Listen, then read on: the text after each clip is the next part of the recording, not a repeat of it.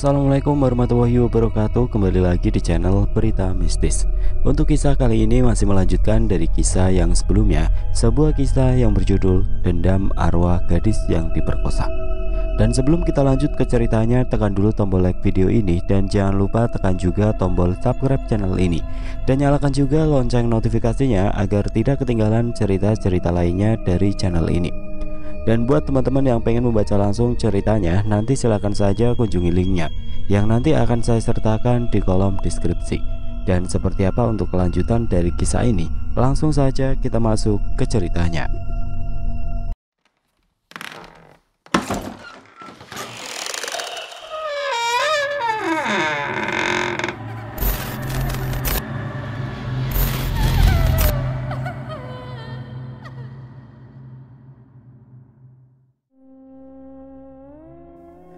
Waktu kian berlalu. Sejak kepergian Areta, rumah terasa sepi dan sunyi. Tidak ada senda gurau yang terdengar lagi. Ayah dan ibu pun masih belum bisa menerima kenyataan pahit ini. Tok tok tok. Suara ketukan pintu terdengar. Aku pun beranjak untuk membuka pintu kamar. Iya bu, ada. Setelah pintu kamar terbuka, aku heran karena tidak ada siapa-siapa. Mataku celilitan mencari ibu atau ayah, namun tidak ada siapapun. Siapa sih? Iseng banget. Ibu, ayah, kalian ngerjain Winda ya? Tetap hening, tidak ada jawaban. Kurasa ibu dan ayah tidak ada di rumah. Aku pun kembali ke dalam kamar, kututup kembali pintu tanpa menguncinya. Samar aku dengar suara orang berjalan mendekat ke arah kamarku. Win, tolong aku. Dek, seperti suara. Perlahan aku melangkahkan kaki, hendak membuka kembali pintu kamar. Namun saat pintu terbuka, dengan susah payah aku menelan saliva dengan tenggorokan yang tercekat. Kulihat sosok perempuan yang pernah kulihat sebelumnya. Dia tersenyum menyeringai, menunjukkan giginya yang hitam, wajah yang rusak karena kulitnya yang mengelupas, juga matanya yang keluar sebelah, serta isi perut yang terburai. Tolong aku, suaranya yang lirih. Namun lidahku keluh dan badanku tidak bisa bergerak sama sekali. Bahkan kulihat tatapan sosok menyeramkan itu dengan secara dekat. Di sana terlihat kesedihan yang mendalam. Tolong, apa? Ucapku terbatah. Aku mohon, jangan ganggu aku. Sosok itu pun kembali memperlihatkan matanya yang bolong dengan mulut sobek hingga telinga dan tersenyum lebar hingga mengeluarkan bau busuk dan anyir yang membuat tubuhku seketika ambruk dan pandanganku pun gelap. Entah berapa lama aku tidak sadarkan diri, kurasakan pipiku sedang ditepuk-tepuk seseorang dan terus memanggil namaku. Winda sayang.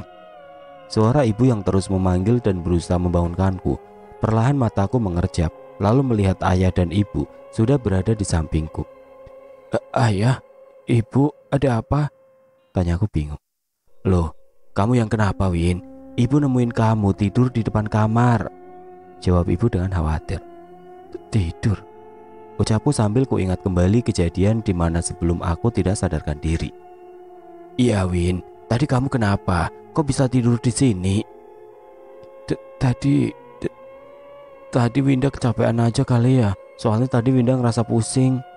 Dustaku pada ayah dan ibu, karena aku tidak ingin ayah dan ibu semakin khawatir denganku. Baiklah. Kalau begitu kamu istirahat ya. Ibu sama ayah tinggal dulu. Iya bu. Ibu dan ayah pun berlalu meninggalkanku.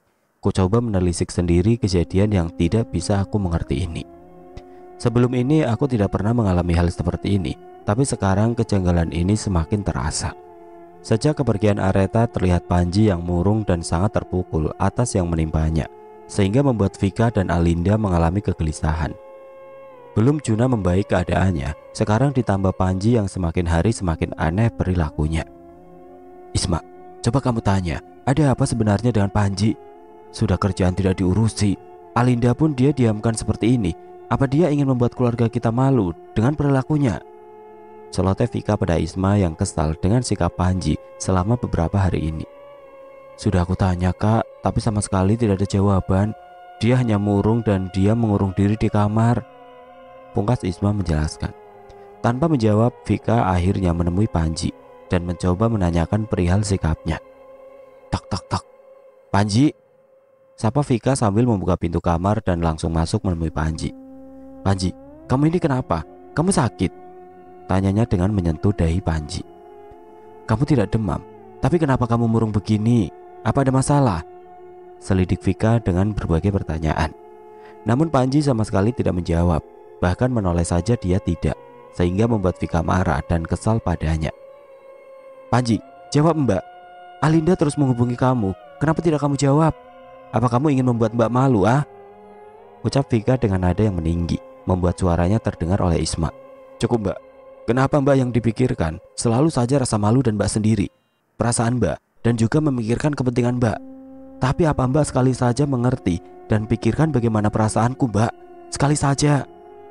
pungkas Panji dengan raut wajah yang memerah menahan amarah. "Sekarang Mbak hanya memikirkan Alinda dan diri Mbak. Apa pernah Mbak sekali saja Mbak berpikir bagaimana keadaan kekasihku Areta? Areta sudah meninggal Mbak, Areta meninggal," ucapnya lirih dan parau. Suara nampan dan gelas yang jatuh membuat Panji dan Vika seketika menoleh pada asal suara. Apa? Areta meninggal?" ujar Isma terbata. "Iya Mbak, Areta meninggal." Terlihat Panji yang semakin terpukul. Begitupun dengan Vika, merasa percaya tidak percaya, namun melihat keadaan Panji seperti itu membuatnya bertanya. "Meninggal? Meninggal karena apa?" tanya Vika dengan raut wajah yang berubah. "Areta diculik. Lalu," ucapnya tidak mampu Panji teruskan, sehingga membuat tangisnya semakin pecah. "Lalu apa Panji?" tanya Isma dengan alis mengerut. Dia disiksa dan diperkosa, lalu dia dibunuh Mbak," ujarnya mencoba menjelaskan dengan tangis sesegukan. "Apa? Sekejam dan sekeji itu mereka berbuat? Apa kasus ini sudah dilaporkan pada polisi?" "Sudah Mbak, polisi masih menyelidikinya. Semoga saja mereka semua dapat tertangkap." "Bagus, kalau sudah masuk jalur hukum, kita bisa secepatnya mendapatkan pelaku." Vika hanya mendengarkan percakapan Isma dan Panji tanpa bisa berkata apa-apa. Namun Isma seperti sedang memikirkan sesuatu. Dia seperti sedang memikirkan atas kejadian yang menimpa Areta, dan sepertinya ada sesuatu yang sedikit mengganjal di hatinya. Isma dan Vika pun berlalu meninggalkan Panji yang masih terpukul atas apa yang menimpa Areta. Sedangkan Isma kembali ke dalam kamar dan Vika berlalu ke ruang tamu. Isma lagi-lagi memikirkan atas kejadian yang menimpa Areta, dan pikirannya tertuju pada Juna yang terus histeris dan menyebut nama seseorang yang kini menjadi sebuah tanda tanya antara keduanya. Apakah kematian Areta ada hubungannya dengan Juna, atau memang kebetulan antara sesuatu yang sedang Juna alami dan yang terjadi pada Areta? "Maafkan aku Areta, maafkan aku," ucapan Juna kembali terngiang di telinga Isma. Apa sebenarnya yang terjadi pada Juna dan kenapa kebetulan sekali nama yang dia sebut adalah nama orang yang sempat dicari olehnya dan juga Panji? Meski kabarnya sekarang bukan kabar yang baik, mendengar kabar Areta, Isma merasa bersalah karena tidak bisa menyelamatkan hubungannya dengan Panji. Seketika pikiran Isma penuh dengan berbagai pertanyaan dan berbagai macam rasa, sehingga membuatnya frustasi. Saat sedang memutar otak dengan keadaan, tiba-tiba Isma mendengar sayup suara seseorang. "Tolong aku." Sayup terdengar suara seseorang meminta tolong. Isma pun bangkit mencari asal suara. "Perasaan tadi aku dengar ada yang meminta tolong, tapi siapa?" gumam Isma. Isma pun kembali pada tempatnya. Sedang dia hendak sedikit beristirahat, tiba-tiba terdengar kembali suara ketukan pintu yang membuatnya harus kembali bangkit. Isma menutup wajahnya dengan kedua tangan saat setelah pintu kamar terbuka. "Kenapa teriak? Kamu pikir aku setan?" sontak Vika setelah melihat Isma yang ketakutan saat melihatnya. Isma pun membuka mata dengan menyingkirkan kedua tangannya. Mbak, tadi," ujarnya gugup. "Tadi apa? Kamu lihat hantu sampai segitunya lihat Mbak?" Maaf Mbak, Mbak ada apa ke kamarku?" "Mbak mau ngasih tahu, besok kamu ke Desa Kulon untuk mengelola pabrik batik di sana. Biar kantor Mbak yang urus. Kamu sama Panji ke sana. Mbak juga sudah menyuruh orang untuk membersihkan vilanya. Jadi kalian tinggal menempati saja," ujarnya menjelaskan. "Oh, baiklah. Tapi Panji sudah diberitahu tentang ini?" "Sudah. Ya sudah, kamu bersiap ya, istirahat. Mbak juga mau istirahat dulu." Vika pun berlalu kembali ke kamar, meninggalkan Isma yang masih mematung dengan pikiran yang masih bercampur. Pagi hari Isma dan Panji sudah siap. Meski Panji masih belum dapat berbicara dengan Vika, namun pekerjaan tetaplah tanggung jawabnya. Isma dan Panji pun berangkat, meninggalkan Vika sendirian. Di dalam perjalanan, suasana sangat hening. Sama sekali tidak ada obrolan, membuat Isma yang di samping Panji pun turut membuka obrolan. "Pan, apa kamu tidak merasa curiga pada Arjuna?" tanya Isma yang membuat Panji mengernyitkan alis. "Curiga? Curiga apa, Mbak?" Pertama, Areta menghilang dengan dijemput 3 orang pria. Kedua, Juna kecelakaan lalu depresi, dan dalam setiap kalimat, kata-katanya mengucapkan nama Areta dan meminta maaf. Ketiga, Areta ditemukan meninggal dalam kondisi mengenaskan.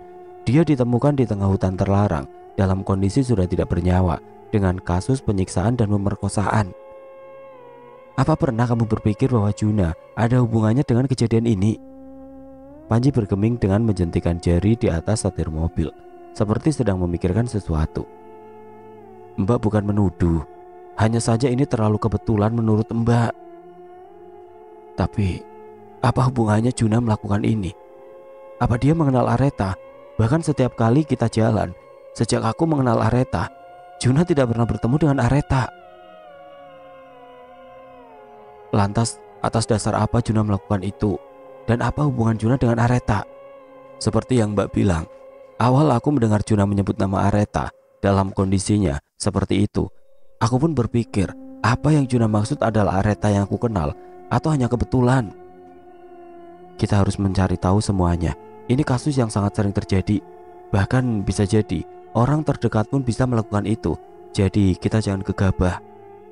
"Mbak benar. Ya udah, kita sudah memasuk jalanan curam. Mbak pakai sabuk pengaman. Takut terjadi sesuatu." Isma dan Panji pun melajukan mobil dengan sangat hati-hati. Namun saat melintasi sebuah jalanan yang terjal, tiba-tiba Panji menginjak rem mendadak, sehingga membuat Isma terkejut dan kaget. "Ah, kamu kenapa ngerem mendadak sih, Pan?" "Maaf Mbak, tadi aku melihat seorang perempuan berdiri di tengah jalan," ujar Panji yang masih menatap fokus ke depan. "Kamu ini, mana ada jalanan sepi begini perempuan berdiri di jalanan? Ngaco kamu. Lebih baik sekarang fokus ke jalan, biar cepat sampai. Mbak udah pegel ini," ucap Isma dengan suara celotehnya. Tanpa Panji menjawab celotehan Isma, dia pun melajukan kembali mobilnya. Selang beberapa jam mereka pun akhirnya sampai. Panji dan Isma pun segera keluar dari kendaraan beroda 4 itu, lalu menelisik seluruh keadaan. Terlihat sebuah villa yang sudah usang termakan usia.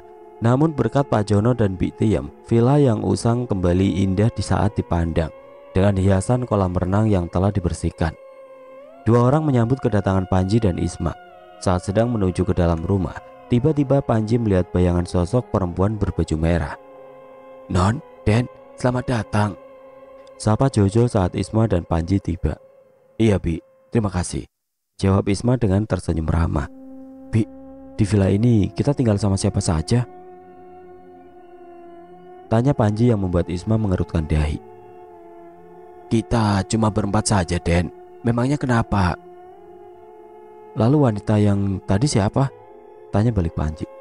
"Wanita?" Jojo dan Tiem saling pandang. "Maaf, Den, di sini tidak ada wanita selain istri saya." "Iya, Den, di sini kami berdua saja." "Mungkin kamu salah lihat, Pan. Kamu lelah. Lebih baik sekarang kita istirahat." "Iya, Den, lebih baik masuk dan istirahat karena sudah mau menjelang sore." Isma dan Panji pun memasuki villa. Namun perasaan Panji sangat berbeda, seperti ada orang yang memperhatikannya. Saat Panji hendak memasuki kamar, tiba-tiba dirinya melihat bayangan seseorang melintas. Diperhatikannya setiap sudut rumah villa yang kini ia tinggali. Kemewahan dan barang-barang zaman dahulu yang masih terpampang di sana membuatnya semakin penasaran dengan kelebatan bayangan yang mengganggu pikirannya. Namun saat hendak berjalan menuju sosok yang dia hampiri, tiba-tiba terdengar suara benda jatuh tepat di belakangnya. Brak! Panji pun menoleh, lalu melirik dan menuju arah suara tersebut. Tiba-tiba saat dia mendekat, dia melihat sosok perempuan bergaun merah. "Kamu siapa? Kenapa ada di sini?" tanya Panji yang heran. Sosok itu hanya menunduk, tanpa menjawab pertanyaan Panji. "Maaf, kamu siapa?" tanyanya kembali. Lalu sosok itu pun memperlihatkan wajahnya pada Panji sehingga Panji terpaku dan keluh. "Pengkhianat," ucapnya lirih. Panji sama sekali tidak bisa menjawab. Lidahnya keluh dan tenggorokannya terasa tercekat. "Pengkhianat." Tubuh Panji pun ambruk dan jatuh ke lantai. Bersamaan hilangnya sosok wanita yang berbaju merah. Isma dan kedua asistennya menghampiri. Terlihat Panji yang terkulai dalam keadaan tidak sadarkan diri. "Den, Pan, bangun!" Sambil menepuk pipi dan menggoyangkan tubuhnya. Tiam segera mengambil kayu putih agar Panji segera sadar dengan mengolesi hidungnya. Tidak lama mata Panji pun mengerjap, lalu membuka matanya. Saat setelah membuka mata, Panji kembali teriak. "Panji, kamu kenapa?" "Tadi ada hantu, Mbak." "Kamu ini suruh istirahat malah menghayal yang aneh-aneh. Sudah cepat, bangun dan tidur." "Tapi Mbak, beneran tadi ada Serem Kak, aku takut." "Udah, masa udah tua kayak anak kecil? Jangan suka berhalusinasi, nanti kesambet," ucap Isma lalu meninggalkan Panji dan kembali ke kamarnya untuk melanjutkan istirahatnya yang sempat terganggu oleh Panji. Dia membantu membawa Panji untuk istirahat. Setelahnya dia pun kembali melanjutkan aktivitasnya. Panji yang sudah berada di dalam kamar pun mencoba memejamkan matanya. Meski susah, dia terus mencoba. Hingga akhirnya dia pun terlelap. Baru beberapa saat Panji terlelap sudah terdengar suara yang terus mengguncang tubuhnya. "Panji." Panji masih bergeming. Dia masih betah dalam mimpinya sehingga Isma harus membangunkannya dengan berbagai cara. Panji pun membuka matanya. Dengan sangat berat Panji pun terbangun. "Apa sih Mbak, aku masih mengantuk," ucapnya seraya menguap. "Ini sudah jam berapa? Kamu Mbak bangunin dari tadi susah banget," ujar Isma dengan memperlihatkan jam padanya. "Baru jam 9 kan Mbak?" Jam 9? Kenapa nggak bangunin dari tadi Mbak?" sentaknya dan langsung lari ke kamar mandi. Bangunin. Mbak sudah bangunin kamu dari jam 8. Jam 9 kamu baru bangun Panji," dengusnya lalu meninggalkan kamar Panji dan menunggu di ruang televisi. Setelah selesai Panji pun menemui Isma dan makan bersama. Setelah semua selesai, Panji dan Isma pun hendak ke desa Gunung Kulon yang tidak terlalu jauh dari villa. Sesampainya di sana, Panji dan Isma pun melakukan tugasnya masing-masing. Hilma sudah bisa menerima kepergian Areta. Begitupun Bian. Meski masih tersimpan rasa penyesalan yang mendalam di hati mereka karena belum bisa menemukan pelaku pembunuhan Areta. Winda tengah sibuk mengurus dan menjadi pemegang perusahaan yang dikelola Areta. Meski Winda banyak tidak memahami, dia terus berusaha memberikan yang terbaik karena dia tidak ingin mengecewakan adiknya yang telah tiada. Winda juga masih sangat dalam mengusut kasus Areta.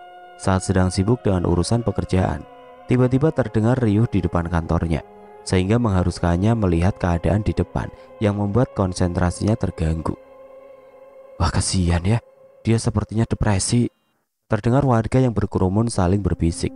"Iya ya, padahal dia masih muda kok udah kayak gitu, wajahnya juga lumayan," timpal yang lainnya. "Ada apa? Ada kecelakaan?" gumam Winda dengan menatap keadaan di luar dari jendela lantai 2. Winda pun menghampiri dan melihat siapa yang sedang mereka kerumuni. Saat Winda menerobos kerumunan, Winda sedikit mengerutkan dahi karena mendengar kalimat yang terus diucapkan oleh seseorang yang tengah sadar tidak sadar. Maafkan aku Areta, ampuni aku," ucapnya dengan kaki yang tengah berlumuran darah dan tangan menutupi wajahnya. Winda pun terenyak. Nama yang dia sebut seperti nama adiknya. Namun dia belum paham akan kalimat yang dia ucapkan, sehingga perlahan Winda mendekatinya lalu membuka tangan yang menutupi wajahnya. Kamu?" ucapnya terbata. Winda mengenali wajah yang tengah bergetar itu. Meski dengan wajah yang pucat, Winda masih hafal dengan laki-laki yang pernah datang ke rumahnya. Kamu yang datang malam itu menjemput adikku kan?" Namun belum sempat terjawab sudah datang ambulan yang hendak membawanya pergi. "Pak, dia akan dibawa ke rumah sakit mana? Saya akan menyusul." Winda pun dengan sangat cepat menghampiri sopir menanyakan akan dibawa ke rumah sakit mana. "Ke rumah sakit Melati Bu," jawab sang sopir. "Baiklah, nanti saya menyusul." Mobil ambulan pun berlalu, membawa korban yang tertabrak. Luka di kakinya sangat fatal, sehingga membuat mereka segera membawanya ke rumah sakit. Winda pun dengan cepat membereskan semua barang-barang, hendak menyusul pria yang tadi dia temui. Sebelum berangkat, Winda memberikan kabar terlebih dahulu pada orang tuanya agar mereka membawa polisi ke rumah sakit di mana Tommy dirawat. Winda pun sampai di sebuah rumah sakit, menanyakan pada resepsionis atas korban kecelakaan yang baru datang beberapa jam lalu. Korban kecelakaan atas nama Tommy berada di ruang operasi, Bu. Ibu bisa jalan ke sebelah kanan dan belok ke kiri. Di sana ada ruang operasi, ucap resepsionis rumah sakit. Baik, terima kasih. Winda menunggu dan tengah berpikir apa sebenarnya yang terjadi sehingga dia terus mengucapkan kalimat yang sama. Namun saat Winda bosan dengan terus berdiam diri dan belum sama sekali dokter terlihat keluar, dia pun bermaksud untuk mencari angin dengan berjalan menyusuri rumah sakit. Namun saat sedang berada di dekat tangga darurat, Winda mendengar seseorang teriak. Winda pun menghampiri asal suara. Namun saat Winda mengintip di sebuah jendela, terlihat seorang pria yang sedang membelakanginya dan terlihat Vika juga berada di sana. Loh, itu kan Vika. Sedang apa dia di sini? Siapa laki-laki yang terus berteriak itu? Aku mohon, maafkan aku Aretha. Maafkan aku. Lagi terdengar kalimat yang sama yang sebelumnya dia dengar dari laki-laki yang ditemuinya tadi. Siapa yang sedang ditemui Vika? Dan apa maksud kalimat yang dia ucapkan? Tanpa berpikir panjang, Winda pun menemui Vika. Vika pun mengernyit melihat kedatangan Winda. Kamu? Maaf, tadi aku tidak sengaja mendengar seseorang berteriak. Lalu ku dapati Mbak ada di sini. Jadi aku ke sini. Oh ya, siapa dia? Aku tadi sempat mendengar dia menyebut nama adikku. Selidiknya, lalu melirik pada laki-laki yang terus menutup wajahnya dengan bantal. Dia sepupuku. Entahlah karena sejak dia di sini, hanya kalimat itu yang dia ucapkan. Maaf, maaf dan maaf. Bahkan kerap kali dia melukai dirinya seperti orang yang tidak sadar. Jelas Vika membuat Winda semakin penasaran.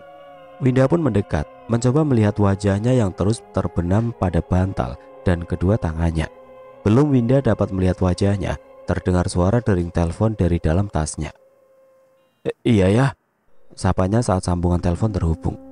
Oh, baiklah, Winda kesana sekarang. Telepon pun terputus. Winda pun segera berbalik dan berpamitan pada Vika. Mbak, aku tinggal dulu ya. Ibu sama ayah di sini. Vika pun hanya mengangguk tanpa banyak bertanya pada Winda. Dengan terus melirik pada sosok laki-laki itu, Winda merasa pernah melihatnya. Namun sekarang Winda harus menemui Bian dan Hilma karena mereka sudah menunggunya. Ayah, ibu. Sapanya saat melihat kedua orang tuanya yang sudah menunggunya di depan ruang operasi. Win, apa benar kamu bertemu orang yang telah menculik Aretha? Iya Bu, dia kecelakaan di depan kantor Reta. Saat itu melihatnya aku mengenalnya. Lalu dia juga seperti orang depresi, terus mengucapkan maaf dan menyebut nama Aretha. Jelas Winda pada Hilma dan Bian. Maaf, apa jangan-jangan dia juga dalam pembunuhan Aretha, Win? Tanya Bian dengan wajahnya yang memerah menahan amarah. Winda belum tahu ya, namun hal yang sama terjadi pada pria lain. Maksudnya gimana, Win? Winda pun menceritakan pertemuannya dengan Vika dan juga seorang laki-laki yang sama yang menyebutkan kalimat maaf dan menyebut nama Aretha. Apa kamu mengenalnya, Win? Winda belum sempat melihat wajahnya, namun sepertinya Winda pernah melihat dia. Vika bilang sepupunya, tapi Winda belum tahu ya Bu. Mereka pun larut dalam pikirannya masing-masing. Tidak lama dokter pun keluar dan memberitahu mereka bahwa pasien akan segera dipindahkan ke ruang rawat inap. Setelah selesai terlihat suster membawanya ke ruang rawat dengan diikuti Winda dan juga orang tuanya. Hilma sangat marah saat melihat pria yang tengah tidak berdaya. Dia hendak melabrak, namun Winda melarangnya. Jangan Bu, kita cari tahu dulu. Kita tanya dulu padanya, nanti dengan baik-baik. Biarlah dia menjelaskan setelah dia sadar. Jangan menyakitinya, karena hanya mengotori tangan kita sendiri, ujar Bian dengan diangguki oleh Winda. Setelah menunggu lama, akhirnya Tommy pun sadar. Saat membuka mata, Tommy terkejut karena melihat keluarga Aretha berada di sana. Dan juga Tommy melihat di sana ada. Ah! Teriak Tommy menggema di seluruh ruangan, membuat semuanya terkejut atas yang terjadi. Ampuni aku Aretha, maafkan aku. ucapnya yang membuat Bian dan Hilma terkejut, begitupun Winda. Apa maksud perkataanmu? Siapa yang membunuh Areta? Apa yang kalian lakukan padanya? Apa kalian pembunuh dan yang memperkosa Areta? Gertaku tanpa sedikit pun berbasa basi, karena ucapannya membuat terasa penasaranku kian membuncah. Maafkan aku, lirinya dengan menutupi wajahnya dengan kedua tangan. Aku tidak butuh maafmu, aku butuh penjelasan. Jelaskan pada ayah dan ibuku, apa yang kalian lakukan setelah membawa adikku. Buka wajahmu dan tatap kami semua. Perlahan Tommy membuka kedua tangannya, namun lagi dan lagi dia tutup kembali karena ketakutan. Areta ada di sini, dia di sini, ucapnya dengan bibir bergetar. Winda, Bian, dan Hilma pun saling pandang. Mereka melirik ke seluruh ruangan, namun tidak sedikit pun melihat Areta. Jangan ngayal kamu, Areta sudah meninggal, dia sudah tenang di alamnya, sangga ibu yang merasa kesal dengan ucapan Tommy. Tommy pun kembali membuka kedua tangannya. Dia menatap Hilma dengan sendu, wajahnya pucat pasi. Kalian tahu Areta sudah meninggal, ucapnya terbata. Tanpa aku duga dia menangis terseduh dengan memohon maaf dan ampunan pada ayah dan ibu. Maafkan saya, ampuni saya. Saya tidak perlu kata maafmu. Jelaskan kemana kalian membawa anak saya pergi saat itu. Lalu kenapa dia kembali dengan keadaan sudah... Ayah tidak mampu meneruskan ucapannya. Tangisnya pecah dengan bersamaan tubuhnya yang ambruk ke lantai. Sekarang jelaskan siapa yang membunuh Areta, yang juga menyiksanya. Bajingan. Sentakku terlihat ibu yang hanya terdiam dengan air mata yang terus luruh di pipinya.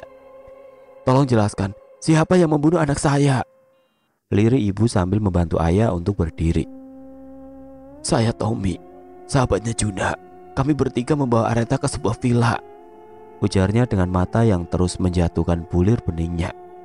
Dia pun menceritakan semua kejadian di mana malam saat mereka menjemput Areta, juga menceritakan acara pertunangan Panji. Juna, siapa dia? Tanyaku dengan menahan rasa amarah yang telah berada di ujung tanduk.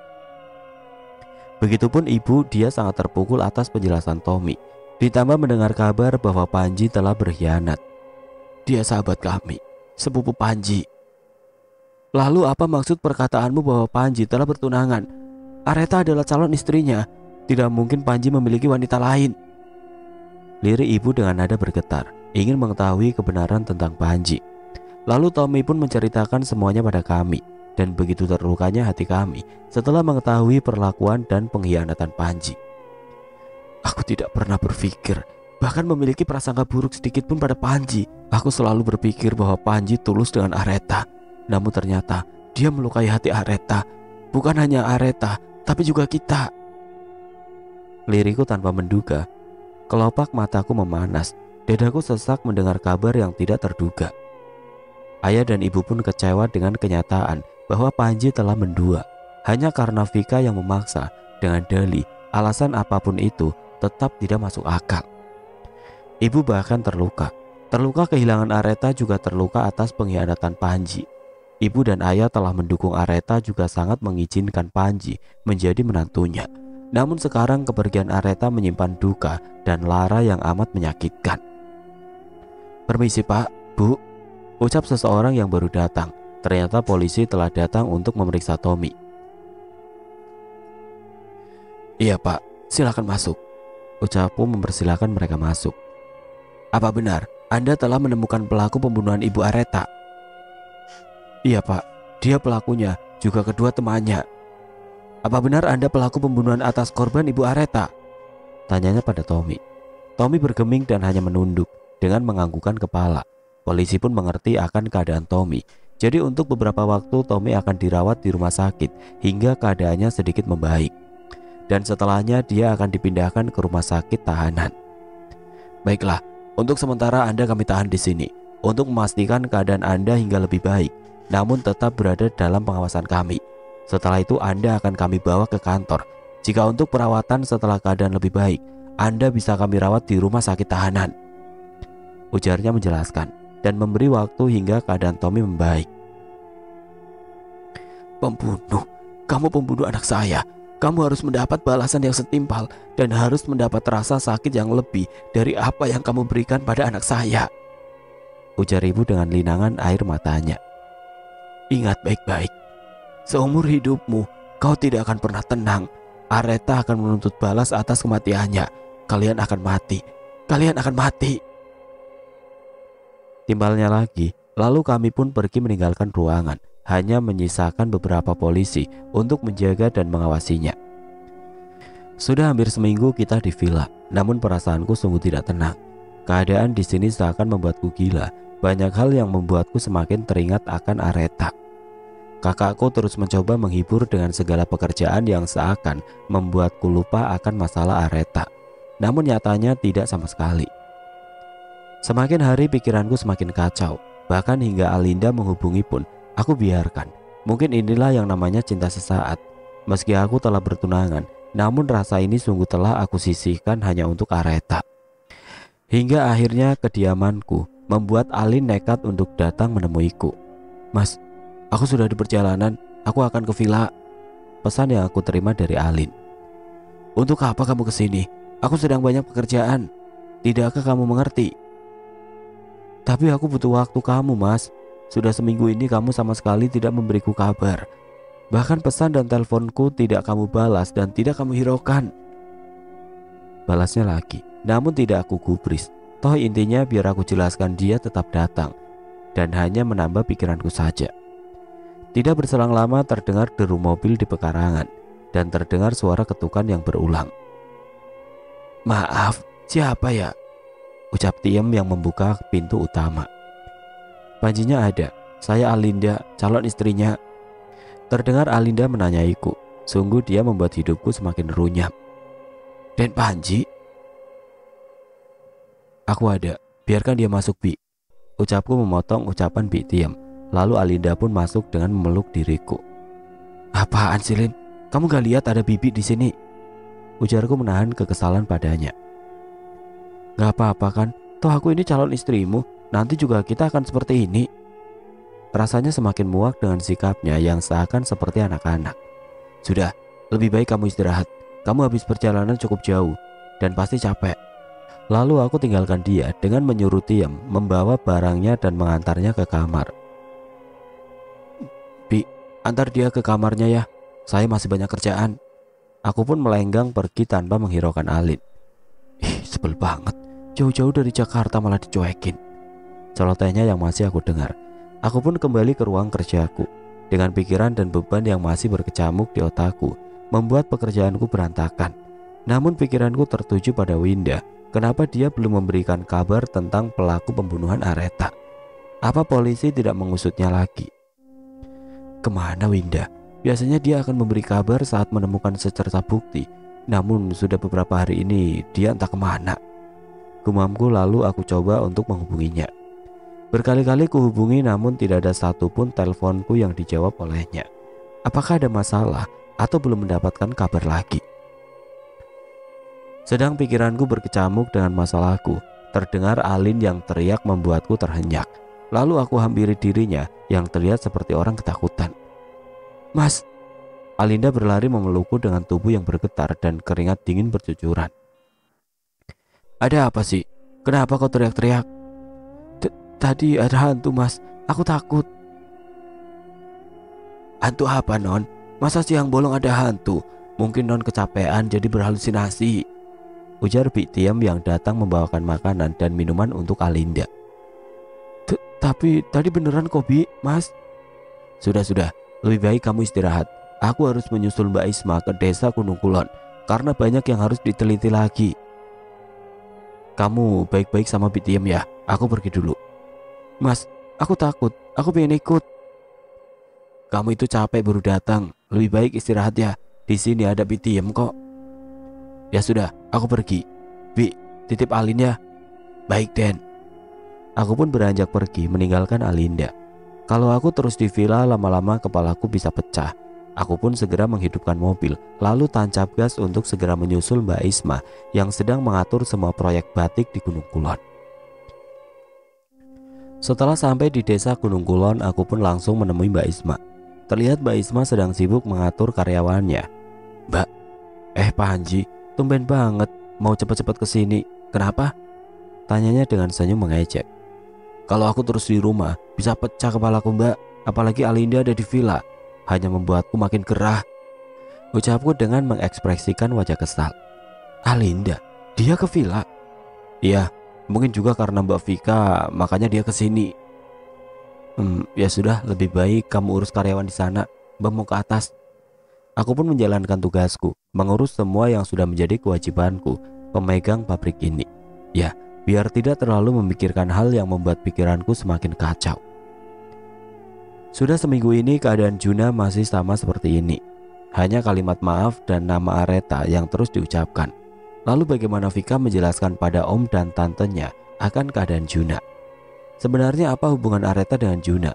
Apa Areta kekasihnya Panji? Atau hanya kebetulan saja nama yang sama? Bah! Teriakan Juna semakin membuat Vika kacau. Entah harus bagaimana Vika bertanya padanya, karena tidak pernah ada jawaban dari pertanyaan yang Vika lontarkan. Maafkan aku Areta, maafkan aku. Juna, aku sudah bosan mendengar kalimat-kalimat itu. Jelaskan sebenarnya ada apa? Dengan rasa kesal yang tidak mampu lagi Vika tahan, Vika menanyainya meski tahu tidak akan ada penjelasan. Ampuni aku Areta, ampuni aku. Kau tahu, ucapanmu itu membuat Winda, bahkan aku, menyimpan sejuta curiga. Sebenarnya apa hubunganmu dengan gadis itu? Sentak Vika lagi dengan perasaan yang benar-benar kacau. Dia tidak akan mampu menjawab. Suara seseorang terdengar menggema memenuhi ruangan 4 kali 5 meter itu. Winda? Om? Tante? Timbalnya lagi. Ya, aku dan ibu juga ayah sudah mengetahui kebenaran bahwa Arjuna Perwinta seorang pembunuh dan pemerkosa. Ucap Winda lantang. Jangan asal bicara kamu Win. Apa ada bukti? Ucap Vika dengan raut wajah memerah. Oh, bukti berapa saksi. Tommy temannya sudah mengakui perbuatannya juga Juna. Bahkan dia sudah mengaku telah membunuh saat sedang memerkosa Areta. Ucapan Winda membuat Vika terbelalak tidak percaya. Ini tidak benar Winda. Ini tidak benar. Juna, jelaskan Juna. Apa yang kau berbuat pada Areta? Benarkah kamu membunuhnya? Katakan kalau itu bohong Juna. Sentak Vika dengan wajah yang pucat pasi dan keringat dingin membanjiri. Selama ini orang tuamu mempercayakan kamu padaku, tapi... Vika pun tidak dapat lagi meneruskan ucapannya. Dia terhuyung dan jatuh ke tanah. Vika menangis sejadi-jadinya mendengar penjelasan Winda bahwa Juna pelaku dari kematian adiknya. Selama ini, bukankah kau yang selalu peduli pada anak kami? Kau yang selalu ingin melihat Areta bahagia. Bahkan kamu tidak pernah membiarkan Areta terluka sedikit pun Arjuna. Namun hanya karena Areta tidak menerima cintamu saat itu, kau tega melakukan ini padanya. Lirih Hilma dengan mengingatkan kembali pada masa di mana Juna masih sangat dekat dengan Areta. Areta, aku tidak akan membiarkanmu menderita, bahkan terluka sedikit pun. Om dan Tante, percayakan? Ucap Juna dengan tersenyum pada Areta dan kedua orang tuanya. Terima kasih nak Juna, sudah sangat menjaga anak Om dan Tante. Bagi saya kebahagiaan Areta segalanya bagi saya Om. Saya tidak ingin dia menangis, kecuali tangisan bahagia. Wah, rupanya selain Winda, ada yang lebih memperhatikan Areta ya? Goda Hilma. Apa sih bu? Juna itu sudah aku anggap saudara. Jadi kalau dia tidak ingin aku kenapa-napa, wajar dong. Ya enggak, Jujun Junaidi? Ucap Areta dengan senyuman yang tidak lepas dari wajah cantiknya. Tidak ada kebahagiaan yang lebih penting bagi Arjuna. Selain dari kebahagiaan Areta, kasih sayang dan cintanya begitu besar. Namun semua berubah saat Areta hanya menganggapnya sebagai saudara. Apa? Jadi Arjuna mengenal Areta sekedar itu? Ucap Vika tidak percaya, membuyarkan lamunan Hilma yang mengingat-ingat masa-masa bahagia mereka bersama Areta. Ya, dulu Arjuna adalah sahabat Areta. Bahkan dia sangat peduli dengan Areta. Bukan hanya peduli, Areta tidak pernah dibiarkan terluka meski seujung kuku sekalipun. Ujar Winda menjelaskan. Vika hanya tertunduk, mengetahui bahwa Juna adalah dalang dari hilangnya Areta. Bahkan hingga mengakhiri nyawanya.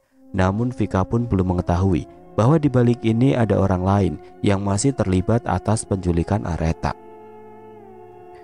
Aku pun masih ingat bagaimana saat Juna mengungkapkan perasaannya pada Aretha dulu, ujar Winda dengan mata mengembun. Ar, aku ingin hubungan ini lebih dari sahabat. Aku suka sama kamu, Ar. Aku juga ingin menjalin hubungan lebih dari ini, ucap Juna mengungkapkan perasaannya. Tapi Jun, aku tidak memiliki perasaan apapun selain sahabat. Bahkan aku sudah menganggapmu seperti kakakku sendiri. Aku minta maaf, aku tidak menjalin hubungan lebih dari ini. Tapi Ar, aku sungguh-sungguh mencintai kamu. Aku rela melakukan apapun demi kebahagiaan kamu, ujar Juna lantang. Tanpa disadari, Winda tengah memperhatikan mereka berdua dari jauh. Maafkan aku Juna, aku tidak bisa. Bagiku perasaan itu tidak bisa dipaksa. Masih teringat jelas penolakan Aretha atas perasaan Juna. Dengan sangat Aretha memohon maaf. Aretha bahkan tidak pernah berpikir bahwa Juna masih berharap lebih, karena kepergiannya keluar kota memberikan secerca harapan pada Aretha. Mungkin Juna sudah bisa menerima jika berteman itu akan lebih baik. Semoga dia mengerti dengan penolakanku, ujar Aretha saat mengetahui Arjuna berangkat keluar kota. Tidak ada yang membuat Aretha merasa bahwa Juna akan kembali dengan harapan yang sama setelah 3 tahun berpisah. Ah! Teriakan Juna kembali menggema di seluruh ruangan, membuat semua mata tertuju kembali padanya dan membuyarkan lamunan Winda tatkala mengingat masa-masa itu. Juna, sadarlah Juna. Coba kamu jelaskan padaku. Aku ini bertanggung jawab atas apa yang terjadi padamu, Juna, teriak Vika dengan segala kesedihannya. Maafkan aku Aretha, ucapnya lirih. Perlahan Winda pun mendekatinya. Arjuna, apa kau tidak ingin melihatku, melihat Aretha bahagia? Ujar Winda sambil mencekal pundak Juna. Juna terdiam, sedikit bergerak membuka kedua tangan dan bantal yang menjadi penghalangnya. Winda, kamu, ucapnya dengan wajah mendongak menatap lekat pada Winda. Ya, ini aku, ibu dan juga ayah, tunjuk Winda pada orang tuanya. Boleh aku bertanya, apa yang kau lakukan setelah membawa Aretha pergi dari rumah? Selidik Winda dengan sangat hati-hati. Juna hanya diam sambil menunduk. Terlihat matanya yang mengeluarkan cairan bening. Vika dan Winda pun terus berusaha membuatnya tenang. Tenang Arjuna, jawablah pertanyaan Winda. Tommy sudah menjelaskan semuanya pada kami, bahwa kamu dalang dari pelaku pembunuhan Aretha adikku, juga wanita yang selalu kau banggakan dulu, ucap Winda dengan menahan kelopak matanya yang terus mengembun. Terlihat Hilma yang ingin sekali memberi pelajaran pada Juna, namun Bian mencekal dan terus berusaha tenang. Apa kau lupa Juna? Dia yang tidak ingin sekali kamu melihatnya terluka, bahkan menangis sedikit pun. Lalu sekarang bukan hanya terluka, bahkan kamu. Ucapan Winda terhenti. Tangisnya pecah mengingat bahwa orang yang selama ini menjadi alasan saat Aretha bahagia adalah dirinya. Helaan nafas dibuangnya dengan kasar. Lalu Winda pun dengan senyum meminta Juna menjelaskan semuanya. Sekarang kamu jelaskan, apa yang kamu lakukan pada Aretha? Kenapa kau membawanya saat baik-baik saja? Lalu kenapa sekarang Aretha pulang dengan keadaan... Dengan keras Winda memukul nakas, menahan amarah yang kian memanas. Juna sama sekali tidak menjawab. Hanya derayan air mata yang mengalir di pipinya.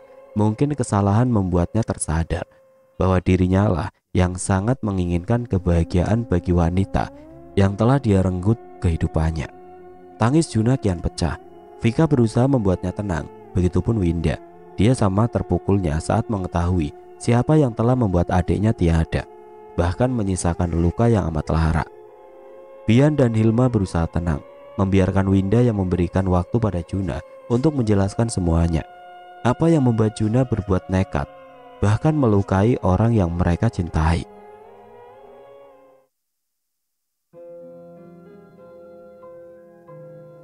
Oke teman-teman, sampai di sini dulu ceritanya. Nantikan kelanjutan kisah ini di video berikutnya. Agar tidak ketinggalan, klik tombol subscribe channel ini dan nyalakan lonceng notifikasinya. Wassalamualaikum warahmatullahi wabarakatuh.